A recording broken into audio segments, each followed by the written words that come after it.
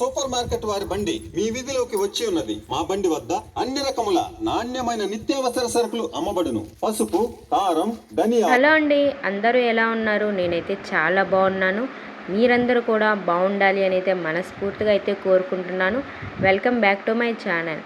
ఈరోజు మా స్ట్రీట్లోకి ఆటోలో ఇలా సూపర్ మార్కెట్టే వచ్చేసిందండి. వారానికి ఒకరోజు ఇలా ఆటోలో అన్ని రకాల ఐటమ్స్ అనేది తెస్తూ ఉంటారు. మనం స్మార్ట్ బజార్కి, అదేవిధంగా డీమార్ట్కి, ఏ మార్ట్కి వెళ్ళినా కూడా ఇలాంటి వస్తువులన్నీ మనకు టౌన్స్లో దొరుకుతూ ఉంటాయి.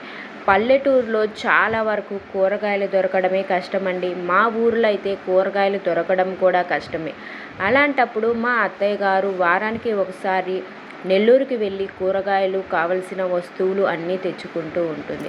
అదేవిధంగా వెళ్ళలేని వారు కూడా ఉంటారు కదా, అలాంటి వారి కోసం అయితే వారానికి ఒకరోజు ఈ బండి అనేది వస్తూ ఉంటుంది. ఆటోలోనే ప్రతి ఒక్కటి ఉంటాయి. ఏ టు జెడ్ ఏం కావాలి అన్న స్టోర్స్లో, మార్కెట్లో ఏవి ఉంటాయో అవన్నీ కూడా ఇలా ప్యాక్ చేసుకొని ఈ ఆటో ఆయన అమ్ముతూ ఉంటాడు. ఏది అనేది అస్సలకి ఉండే పరిస్థితే లేదండి. షాంపుల కానించి పసుపు పొడి, మిరప్పొడి మీరు చూసే వింటారు కదా, ఆ సౌండ్ వినిపిస్తే చాలు ఆటోమేటిక్గా బయటికి వెళ్ళి మనకి ఏం కావాలో అవన్నీ తెచ్చుకోవచ్చు.